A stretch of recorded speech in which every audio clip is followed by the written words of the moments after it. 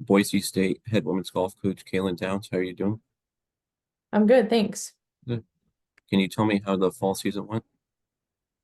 Yeah, we had a really good fall. Hmm. Some really good performances from multiple different players, which is great for a coach to see, and had some team success and individual success and broke some records along the way. So I feel like it was a really good way to start our year out and hopefully plant some seeds for coming back this spring. Can you tell me about the Mountain Classic match play, which you'll start your spring season in February? Yeah, so when I took the job here, that's a tournament that had been established. We kind of co-host with the University of Wyoming, and I continued doing that with Josie at Wyoming. I think it's a really good way for us, especially coming from less than ideal climate location, to start off our spring and kickstart our season and get out and play and get some of the rust off without having it be stroke play and maybe having some scores hurt us. Match play, you can get away with a little bit more and kind of ease back into the spring. Yes. What do you think it'll be like to have your conference championship at Mission Hills Country Club, which is a major championship course on the LPGA? I Yeah, guess that could is be. such a Mhm. great deal that the Mountain West Conference has had for a number of years. I don't know exactly what year it started. They've always been kind of a neutral location. When I played in the Mountain West Conference, we actually played in Sun River, Oregon, which I'm from Bend, so that was kind of cool for me. But Mission Hills, not only is it amazing to just know we're going to get good weather every time, but the history of that golf course and the amazing golf that has taken place on that course that most people know about. And then now that tournament is no longer, but it's still a great connection to have because part of the LPGA Q school is played there. So to have our athletes have the ability to play that golf course, if they go through 4 years, that would be a total of 16 rounds with the practice rounds included. So that's a great perk for our athletes to have as well. Yeah, I've never done this, but I thought I would start doing this with coaches. Just tell me about your assistant coach, Haley Cruz, and yeah, how she works to support you. Yeah, Haley just joined us this fall. I actually recruited Haley back in the day when I was an assistant at Oregon State. And we didn't get her. We thought we had her for a split second, but she ended up going to San Diego State. So got to watch her career as a player and actually recruited her sister as well to Portland State when I was there. Just have known their family for a long time and kind of kept up with her through social media since she's been out of college and I had the ability to hire someone here and reached out to her just to see. I thought she already had a great personality and energy for it, and there's a learning curve as all of us that have gotten into coaching know. But she's jumped right in and made an impact, and we're lucky to have her. Tell me about growing up in Oregon and how you got started in golf. Yeah, we have amazing golf in Oregon, some fantastic golf courses, and I was probably 5 or 6 when I first started. And I think really the reason I got into it, my dad was a golfer. He had played as a kid and through high school, and he actually caddied at Waverly through the caddy program. And then that turned into him becoming an assistant pro over at Astoria Country Club on the coast. So just a history of golf with him, and he got my sister and I both into it, and it was something that kind of stuck with me. Amazing golf in the summer in Oregon for sure, but winter and spring, you never know what can happen. So, What does it mean to you to have won so many tournaments in Oregon? Have so much success growing up in Oregon? you mean through high school and stuff, or I Yeah, guess just high growing up school in amateur? general. Yeah. Um, the golf programs in Oregon, Mhm. the junior program, the amateur program are amazing. So to have had success winning the Oregon Junior Championship and then as an amateur winning some of the bigger tournaments and obviously through high school having success, I feel like that really propelled my career and set me up for success in college and in general with my amateur career. So it's something that I think back on fondly and like I said, I continue to be amazed with the level of programs that they have with the amateur golf in Oregon. Nice. And then you went to Mountain View High School in Oregon. What was it like to win 24 tournaments during your high school career? That's been a while ago now, so I Mhm. can't say I really remember, but um, what I do remember is just my personality is if I'm going to do something, I'm going out to win. So Yeah. once I had a little bit of success, I was teeing it up, wanting to win every time. And um, there were some interesting events though, because like I said, spring weather in Oregon, but especially specifically Central Oregon. I remember some tournaments where we were putting through hail on a green, and you just never knew. So I look back on that time pretty fondly. Yeah. So then you went to college at New Mexico. How did you end up at New Mexico? What drew you to New Mexico, and were there any other schools you were looking at? Or were you pretty set, you know, on attending New Mexico?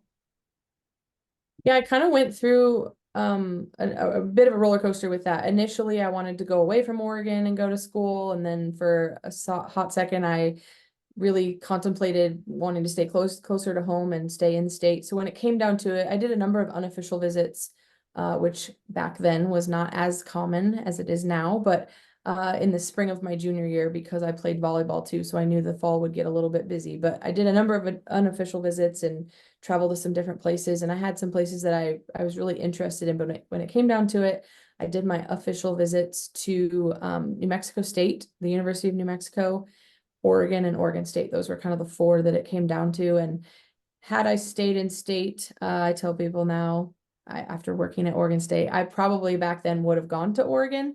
Now that I've worked at Oregon State, yeah, that would have been a tough. I think Corvallis is way more my style, but I probably would have been a Duck.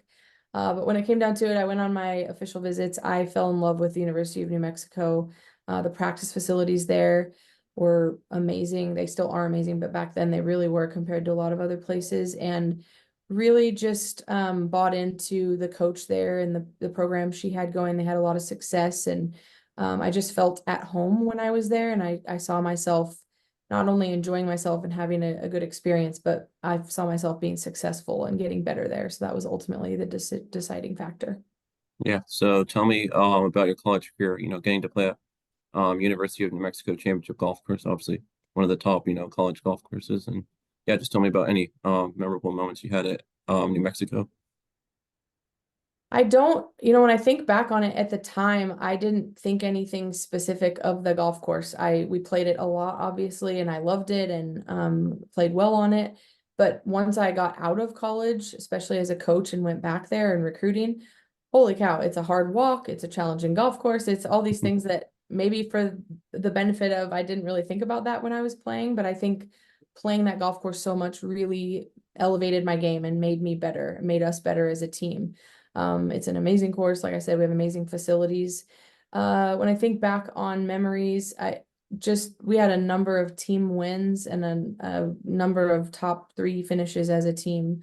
I had a handful as an individual as well, but just the team success is really when I think back, we were competitive and we were very highly ranked, and we knew we were competing for a win every time we went out and played. And that's not obviously the norm. In a golf tournament, one team wins and 17, 18 teams lose, so to speak. So I think back on that time and just really appreciate that we were so competitive and successful.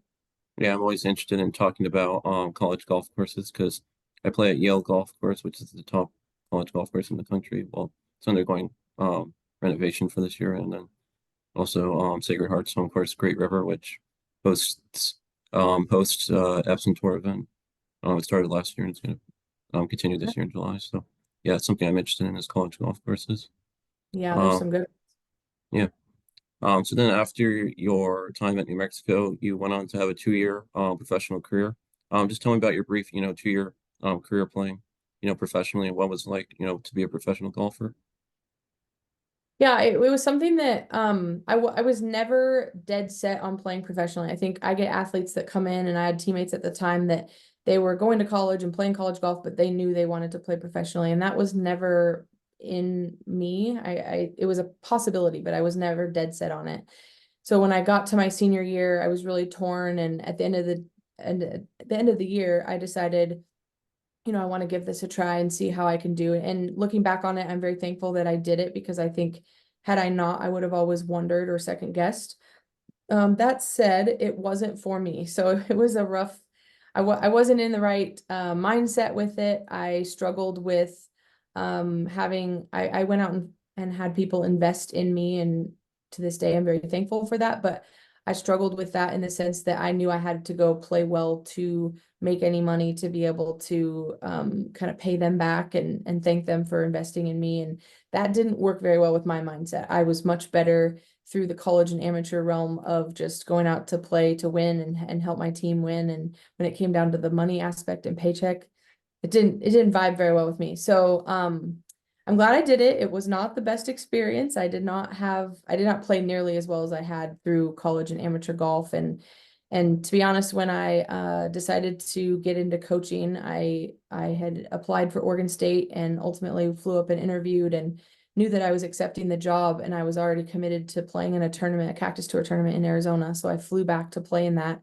and I shot, I think it was like 68, 62, 69, and won by 11 strokes or something. And at that point, people were like, "What are you doing? You can't quit." And I was like, "No, I'm in a really good place mentally." And I think that story to me just solidifies that I was doing what was right for me. And when my mindset was off of trying to win and play to make a paycheck, all of a sudden I was playing more freely and could play better at that point.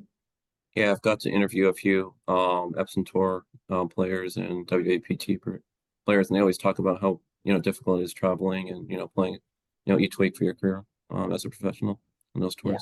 tours. It's not easy. It's a Yeah. grind. You're paying your own way for everything. You're traveling, you're in your car, you're staying in host Mm-hmm. housing.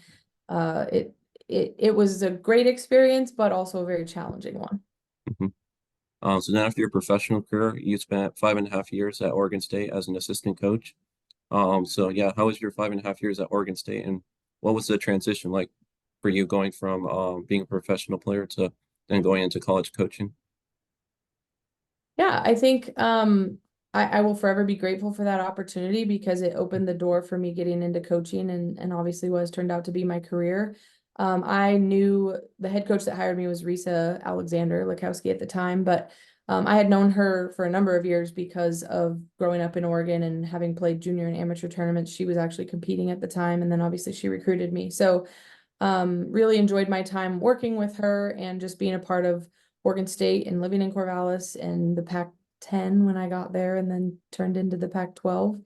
Now no longer, but I think when I look back on that time, it really just planted some seeds and established a lot of groundwork for me to become a head coach and have a career in coaching, learning the little idiosyncrasies with recruiting and practice planning and travel and your competition schedule. And I obviously had played for Jackie Booth in New Mexico, so I knew kind of her systems and the way she did things. And then I got to go learn a different set of systems and a different way to do things, all of which you kind of take what you want from those things, and it develops who you are as a coach. So after Oregon State, you spent 8 seasons as the head coach at Portland State. So what did it mean to you when you got hired for your first head coaching position at Portland State? It was amazing. I think, like I said, but my goal was to always, once I decided I wanted to get into coaching, the goal was to obviously become a head coach at some point, and somebody somewhere's got to give you the opportunity to do that. And I'm grateful that I got that chance at Portland State. It allowed me to stay close to home. My immediate family is in Bend, which is like 3.5 hours from Portland, and then I have a ton of extended family and friends in Portland. So it was really nice to have that support going through that adjustment. And it is an adjustment. I think I was ready, and I thought I was ready, I guess. But there's still things that nobody can prepare you for when you become a head coach and you take over your own program. And still to this day, no, 11, what is this? 11 years into head coaching, there's still stuff that happens where I was like, "Oh, well, I haven't never been through that before. I wasn't prepared for that." So definitely just got to learn to adjust on the fly and deal with stuff as it happens. But I look back on my time at Portland State, and I'm not only thankful for the opportunity, but very proud of the success that we had with our limited resources at the time. Yeah. So when I started hearing about you, how incredible you are as a coach, is the 2014 Big Sky Conference Championship. I heard about you because, yeah, I grew up in Phoenix, Arizona. You won in Ocotillo in Arizona, Mhm. just local course around me. So yeah, what was it like for you to win the 2014 Big Sky Conference Championship? Surreal, to be honest with you. I was still just in a whirlwind of learning things as a head coach, and we had had some ups and downs and challenges and struggles through that year. Alyssa Waite joined us in January, so she was a part of that as well. But surreal is the best way I can describe it. And I think, like I mentioned earlier, wins don't come around all the time in golf. One team wins and many teams don't. So when the wins come, you just take them for what they are and you really enjoy the experience. But a conference championship is even more uh, in that category. And I think I had won a conference championship as a player with my team, and then to win as a coach, it was pretty full circle for me. Yeah, just beyond my knowledge of college golf, you had Aram Choi who won by 7 strokes individually. So what was that like, for Aram to get the individual, conference championship victory? She is an amazing golfer, an amazing competitor. She had talent like I've never seen before. So it was really cool to see her kind of put a stamp on the end of that year. She'd had a lot of success, but to go win the conference championship and to be just a small part of it. I mean, she went out and did her own thing, but to be a small part of that experience with her, and just really proud of her for having accomplished that. Nice. So yeah, now you've been the head women's golf coach at Boise State since June 2021. So what was it like for you when you got hired to be Boise State's head women's golf coach in 2021? Just thrilled to become a Bronco and get a new opportunity. I think this had always been a place that I was very intrigued by, with my family being in Central Oregon.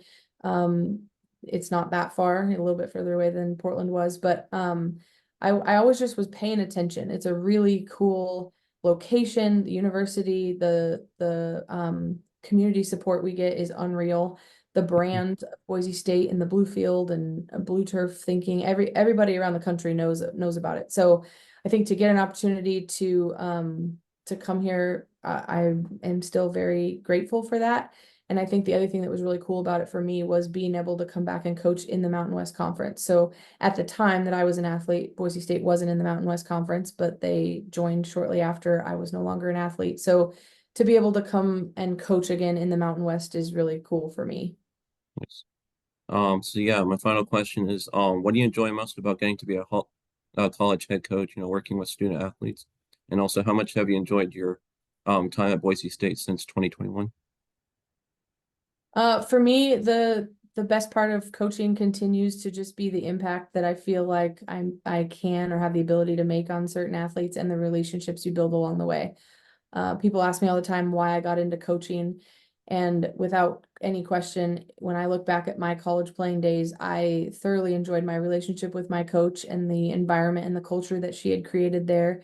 So I knew I wanted to at some point be a coach and create that opportunity and environment for anybody. So that's what I try to do every day. I'm a firm believer in we're our best when we're having fun and enjoying the experience. So that's the type of environment and culture that I work to create around here or work to have every day with my team.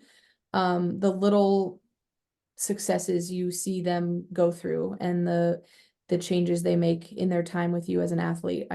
It's unreal the growing up that happens between freshman and even just sophomore year, but especially when they get to be junior and senior, and to get to be a part of that as they grow up and kind of set themselves on their path for the rest of their lives. And obviously, without question, the little successes we have as a team and trying to get better and win and all the things continue to be why I do what I do. And I just continue to be really thankful to be a Bronco and be a part of this department. And we're doing big things as a department and a university, and it's an amazing place to be that I feel supported and especially from the community around here.